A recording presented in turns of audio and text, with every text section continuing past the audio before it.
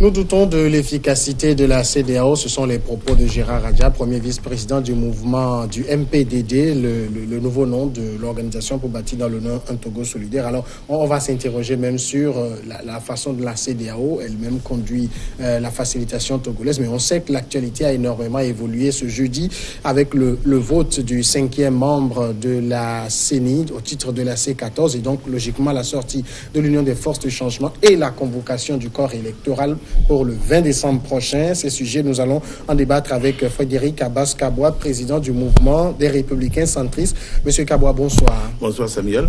Merci d'accepter l'invitation. C'est moi. Alors, avant d'aller dans le sujet même, je voudrais vous poser la question sur le GRET. Ça fait longtemps qu'on n'en entend plus parler. Ben non, le GRET existe. Le GRET existe. Vous voulez qu'on fasse du bouquin pour rien? Non. Nous sommes sereins. Nous travaillons. Nous tenons des réunions de façon hebdomadaire. Et nous évoluons. Vous venez de le dire, que l'actualité a sérieusement évolué. Ouais. Ben oui, moi j'ai vu des gens jubiler comme si c'était un trophée qu'ils ont eu, mais ça fait pitié. Ouais. Alors, on va entrer dans ce vif du sujet. Maintenant, sur la CEDEAO, la déclaration de Gérard Adja, qui est également politique comme vous, nous doutons de l'efficacité de la CEDEAO. Est-ce que vous, Frédéric Abbas-Kabwa, vous avez aussi ces doutes-là? Bon, je ne fais pas de langue de bois. C'est un monsieur que je connais très bien, à commencer par son patron. Si son patron l'a autorisé à dire ce qu'il est venu dire, on ne sait pas. Il doute de l'efficacité de la CEDEAO en quoi? Oui, en quoi? Quand vous avez accepté d'accompagner un processus que vous savez peut-être bancal au départ, et qu'on vous met de côté, et après il faut sortir pour dire que non, la CEDEAO n'était pas efficace, et tout ça là, mais ça fait pas bien. C'est plus de la politique. Voilà, ça frise un peu l'amusement, et je ne sais pas comment traiter ça. N'oubliez pas que le parti d'Agboyomé collabore sérieusement avec le pouvoir. Le pouvoir. Moi, je ne suis pas un homme du pouvoir par rapport à Gome Kodjo et par ricochet donc, de celui qui a fait ce genre de déclaration que personne au MRC ne fera. Personne. Parce qu'il faut connaître comment fonctionne. Celui qui parle comme ça, il sait comment fonctionne la CEDEAO. Oui, justement, c'est la grande question. C'est ça. Est-ce que vous avez l'impression que les politiques se sont mis sous la coupole de la CEDEAO sans connaître les mécanismes de résolution? C'est ce qui se passe aujourd'hui, chers frères et Samuel. Avant d'accepter un compromis ou avant d'accepter de s'asseoir pour traiter politique, il faut savoir celui qui joue l'arbitre, si vous voulez, mais c'est qui? Quelle est sa nature? Comment il est créé? Vous comprenez? Ne perdez jamais de vue. Vous savez, l'actualité a évolué rapidement. Ils sont revenus, ça fait même pas 24 heures. Et vous avez vu, l'actualité a évolué, le corps électoral est convoqué. Vous savez pourquoi? Il y a des gens qui font de la politique, mais ils ne savent pas faire le calcul politique. Parce que si, aujourd'hui, le Conseil ministre est convoqué par le corps électoral, c'est grave. Nous sommes à moins d'un mois et demi. Les élections. Eh bien, c'est fini. Ça veut dire que la CEDEAO a sorti une feuille de route. J'aurais préféré que ce monsieur dise que, puisqu'on n'a pas associé d'autres personnes avisées, comme son patron, pas lui. Moi, je ne traite pas avec lui, le sait. Voilà. Alors, je ne traite pas avec lui. Voilà. Donc, comme son patron, comme des gens comme moi, nous sommes de côté et nous regardons de loin. Mais ça ne peut pas arranger ceux qui vont au front. Vous comprenez? Hier, on était ensemble, mais vous avez vu l'efficacité sur le terrain. Mais son patron connaît très bien comment fonctionne la CEDEAO. Qui est-ce qui a créé la CEDEAO? Le Togo est cofondateur. Attention, avec le Nigeria. Avec le Nigeria. Et Adema Ego. Il faut jamais mettre ça de côté. C'est quand ceux qui sont au pouvoir tiennent compte de ce genre de paramètres. Écoutez bien ce que je dis, parce que quand je viens, je veux que ce soit un peu pédagogique, aussi bien pour les politiques et autres. Machin, vous comprenez? Mais le Togo est pays membre de la CEDEAO. Fondateur. Le père de la CEDEAO avec le Nigeria. Le président togolais a passé la main à la tête de la CEDEAO. Ça ne fait pas encore 6 mois. On est d'accord? Mais ils tiennent compte de ces deux paramètres. Toutes les décisions aujourd'hui que le gouvernement togolais prend, c'est dans le cadre de l'apaisement, de l'ouverture. Moi, je lis entre les lignes. Moi, C'est fini ça, les invectives inutiles et aller à la plage et aller faire des montages que quelqu'un a pris combien de milliards pour mettre dans sa valise. Non, non, laissons ça. La haine de l'autre, ça ne peut pas nous conduire loin. Et s'invectiver inutilement parce alors qu'on est dans le même groupe, la lutte de leadership. Ouais. Aujourd'hui, la CEDEAO est dans son rôle. La CEDEAO ne peut jamais, ça, retenez ça aujourd'hui, pour ceux qui nous écoutent, hein, la CEDEAO ne peut jamais interférer plus que ce qu'elle fait. Attention, c'est limite. J'ai entendu des gens dire que oui, on aura une CENI avec un étranger. L'étranger va venir faire quoi? La constitution togolaise fonctionne, chef. Oui, la CEDEAO n'a pas mis elle a clairement dit dans le respect de la loi. De la loi togolaise. Mais est-ce que vous êtes en train de dire, parce que vous avez rappelé l'historique, vous avez dit que le Togo est membre fondateur de la CEDEAO avec le Nigeria. Et le Togo doit donner que de bons exemples à chaque fois. Est-ce que vous êtes en train de dire que l'approche CEDEAO de la résolution, c'est-à-dire la CEDEAO marche un peu sur les œufs parce que c'est le pays fondateur, non, il ne faut pas trop frustrer les autorités de ce pays. Je vais vous dire quelque chose que beaucoup ne maîtrisent pas.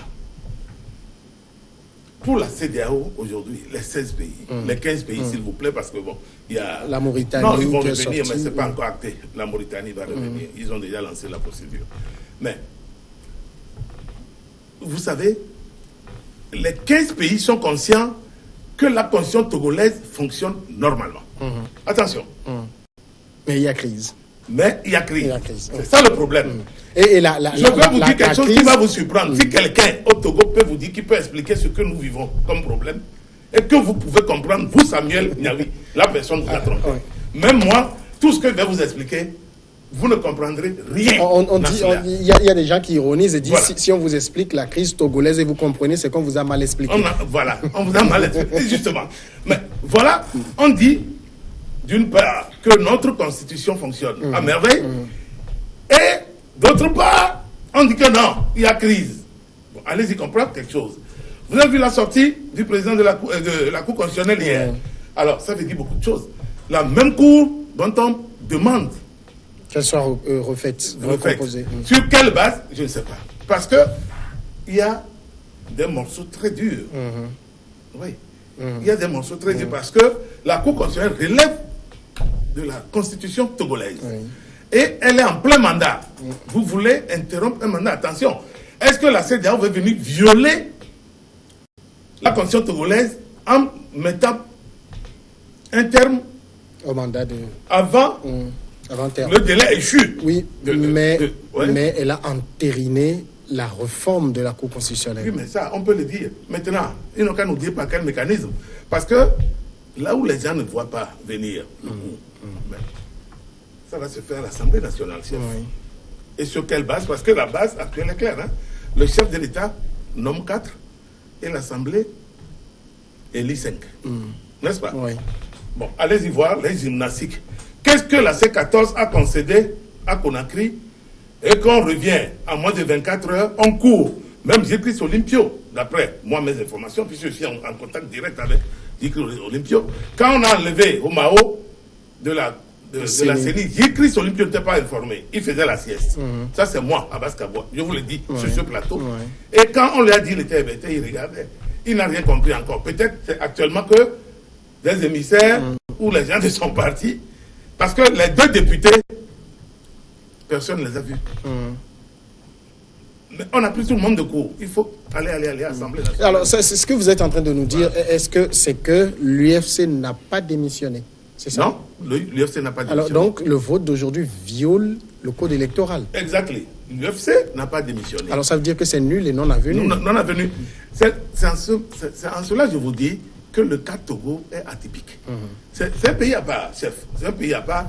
Qu'est-ce qu'il y a eu pour une fois où les gens ont montré clairement que leur intérêt en réalité c'est d'aller à ces élections? J'ai entendu des gens dire que non, il faut reprendre le recensement. Il ne sera pas repris.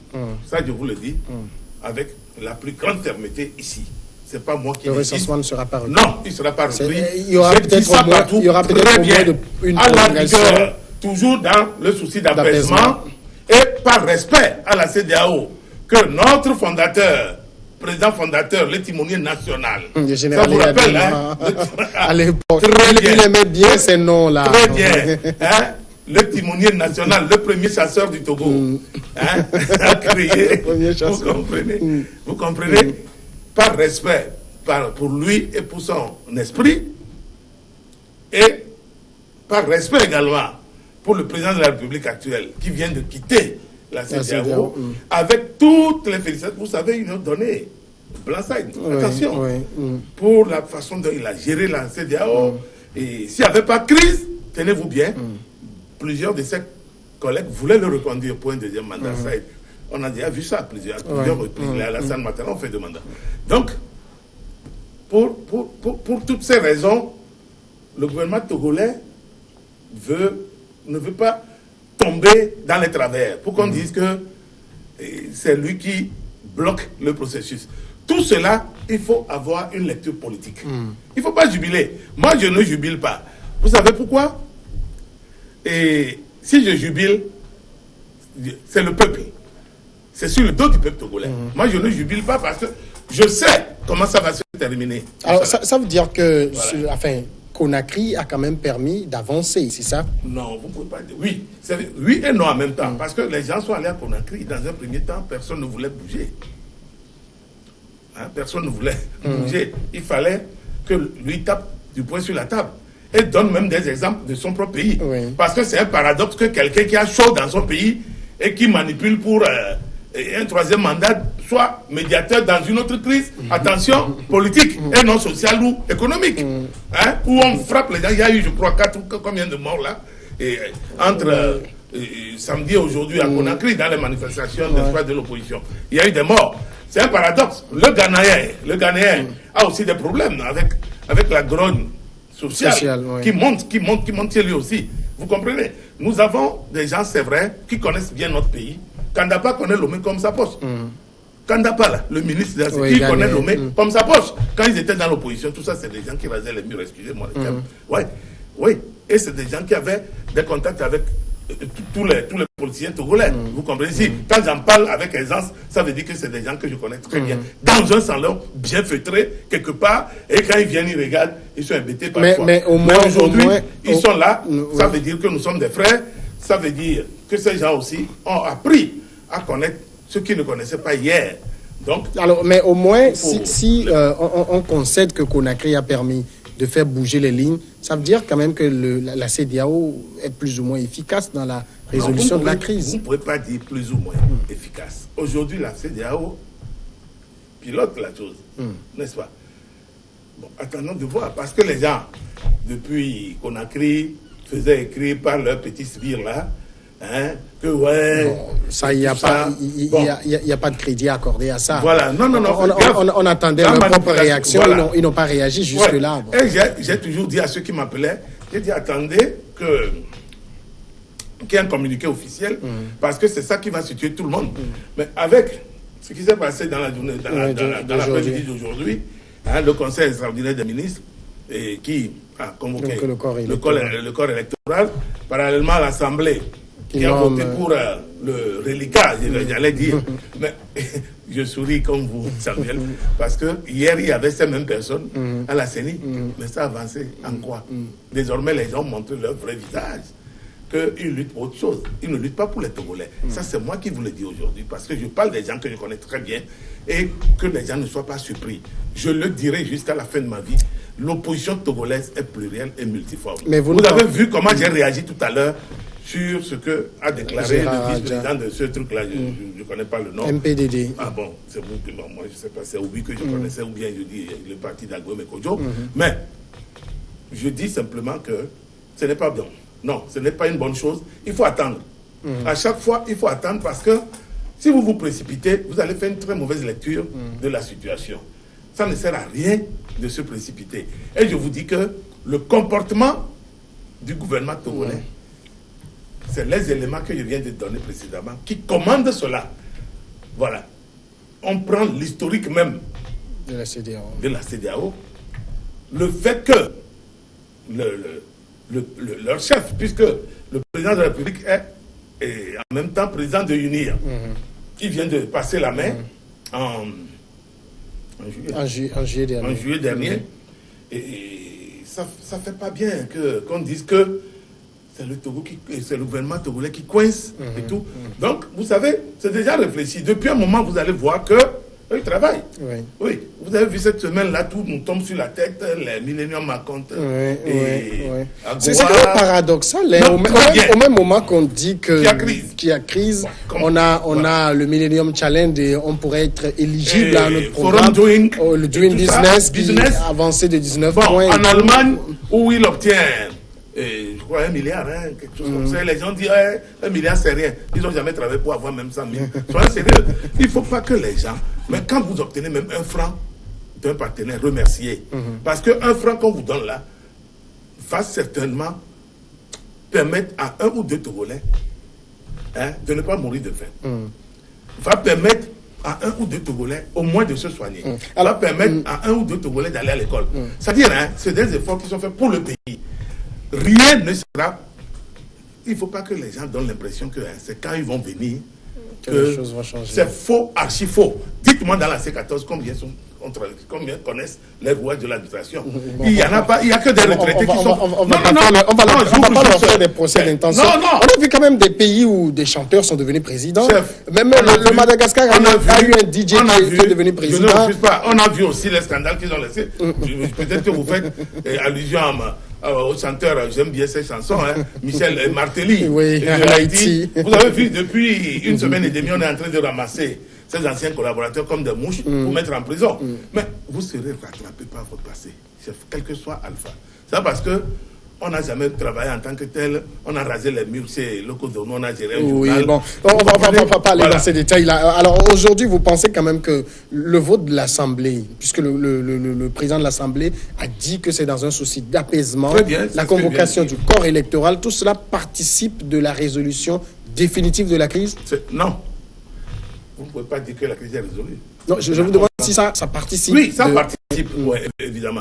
Vous m'excusez. Ça participe à la résolution de la crise. Bon, maintenant, on avance. Le gouvernement a été ferme que les réformes seront faites. Oui, justement, on attend ces réformes. On est le 8 novembre. Oui. On va aux urnes le 20 décembre, dans 1 mois et demi, ou un peu plus. Oui. Mais jusque-là, rien n'est encore envoyé comme projet de réforme à l'Assemblée nationale. Attendez. Et on nous dit que ça viendra. Attendez, les gens vous ont dit que ça va se faire autour du 30 novembre. Mais ça respecte toujours la logique. Ah oui, mais c'est ce que la C14 aurait dû demander quand on a appelé ces 2 premiers responsables pour leur donner la primauté de la feuille de route. C'est comme ça s'est passé. Les 14 n'étaient pas en face des chefs d'État. C'est pensez à Fabre et à Diamago. Très bien, c'est les 2. Moi, j'étais à l'été, j'étais à la clinique. J'ai parlé avec des amis étrangers à chaque fois. Mais ils m'ont dit que non, le patron est en train de recevoir. Vous comprenez? Donc, on a choisi un certain nombre de chefs d'État de les amener en huis clos et leur donner lecture de la première mouture. C'est là-bas qu'il fallait réagir que non, ici, là, nous ne sommes pas d'accord. Paradoxalement, ça sort et le PNP saute sur l'occasion pour dire que ils sont satisfaits à 75%. Vous comprenez? Mais aujourd'hui, à qui vous donnez raison dans tout ce méli-mélo? Puisque je vous dis que le comportement du gouvernement participe à l'apaisement. Et ça me fait même pitié de le dire. Mais est-ce que vous ne faites pas aussi la lecture que le gouvernement fait aussi beaucoup de surenchères? Parce que cet apaisement, on aurait pu le démontrer depuis le début et ne pas faire durer autant les choses, par exemple. Attention, Monsieur Samuel, il faut faire gaffe. Nous sommes en politique. Oui, il y a la politique et il y a la loi. Mais finalement, ça ressemble à des victoires que la C14 arrache de haute lutte là. Non, quelle victoire? Ça ressemble à quelle victoire? C'est-à-dire, le gouvernement n'avait pas voulu céder sur la sortie de l'UFC de la CENI. Mais non, aujourd'hui, ça a été une lutte acharnée. Ça a été une lutte acharnée de la C14 pour obtenir ça. Vous et moi n'avons pas la même lecture du comportement. Moi, je pose simplement les questions. Oui, nous n'avons pas la même lecture. Moi, ce que j'ai eu, dire, le gouvernement s'est refusé et même interdit de se mêler de ça parce que le gouvernement estime qu'il a son parti politique qui s'appelle UNIR. Son parti ne s'appelle pas UFC. Son parti ne s'appelle pas C14. Donc, vous allez vous entendre. Parce que c'est dans la constitution togolaise. Attention, c'est à ce moment que beaucoup de personnalités, dont je salue au passage, parce que beaucoup m'appellent après les débats sur votre chaîne, pour me saluer, me féliciter, que je suis clairvoyant dans ce que je dis. Beaucoup ont approché J-Christ pour demander, non, laisse-les, ce sont nos enfants. Oui. La sagesse. Oui. C'est là où les gens ont dit non, c'est la sagesse, vous avez remis quelqu'un, machin. Et les gens ont voulu transposer le problème. C'est-à-dire qu'il y a le côté juridique et il y a le côté politique et peut-être moral à la fin. Bon, alors, mais tout ça là, ça aurait pu trouver des solutions à la base. Parce que Dima aurait à soulever cela. Que le chef de file n'a pas joué son rôle à l'Assemblée. Il pouvait appeler les 16 élus là. Non, de toute façon, l'un des reproches qu'on lui fait, c'est qu'il n'est pas rassemblé. Donc, il ne peut pas rassembler quelqu'un. Voilà. Tout le monde l'a dit. Oui, mais au-delà, puisque le pouvoir... Je ne l'insulte pas. Oui, non. Alors, ne l'insultez même pas. Au-delà, puisque... Je ne l'insulte pas. Oui, d'accord. Au-delà, puisque le pouvoir s'est inscrit dans une logique d'apaisement, le pouvoir aurait pu jouer aussi à la médiation, appeler Gilles-Christ Olympio. Depuis le début, appeler Gilles-Christ Olympio et lui dit, laisse tomber ça. Non. Je vais vous dire quelque chose. En faisant cela, ça veut dire que vous violez la loi. Vous comprenez? C'était mieux de laisser ANC et l'UFC même dire que si c'est la CEDEAO qui nous demande, on se retire. Et je crois que c'est ce qui s'est passé. Voilà, si c'est la CEDEAO, parce que Gilles-Christ Olympio connaît très bien le professeur Alpha Condé. Ça, je le sais, puisqu'il connaît le professeur Alpha Condé. Donc, il connaît également très bien le président Nana Akufo-Addo. Oui. Si c'est la CEDEAO qui demande, il n'y a pas de problème. Alors maintenant, je crois que c'est un peu ce qui s'est passé. Alors maintenant, on a voté pour Francis Pedro, donnons son nom, c'est de lui qu'il s'agit. Le nombre est porté à 8. Il faut passer devant la Cour constitutionnelle. Très bien. Vous pensez que ça va être cette Cour ou celle qui sera réformée? Quel jour? Et on va faire tout ça quand? Je vais vous dire. Pour réformer cette Cour, il faut toucher la Constitution. Il faut toucher la Constitution. C'est pour cela que j'ai dit tout ce que nous sommes en train de faire aujourd'hui. Si nous ne faisons pas attention, nous risquons d'aller plutôt au référendum le 16 décembre, au lieu d'attendre pour aller aux législatives le 20 décembre. Le 20 décembre, parce que, M. Samuel, nous avons la loi. Ce qu'on appelle le juridique, c'est là. La loi est là. Nous avons un problème politique à côté. Et nous avons un problème moral de l'autre côté. Maintenant, les gens veulent que par élégance, parfois, par négociation, également parfois, il faut céder un peu. Bon, nous sommes en train de grignoter cette loi-là, finalement, qui n'a plus de valeur. Qui n'aura non seulement d'existence légale, il n'y aura plus. Donc, il n'y aura plus. C'est pour cela que j'ai dit ici que la C14, il ne faut pas qu'elle pousse trop loin le bouchon dans la mesure. Elle-même n'est pas légale. C'est ça le problème. Elle-même n'est pas légale. Moi, je suis légal parce que j'ai un récépissé.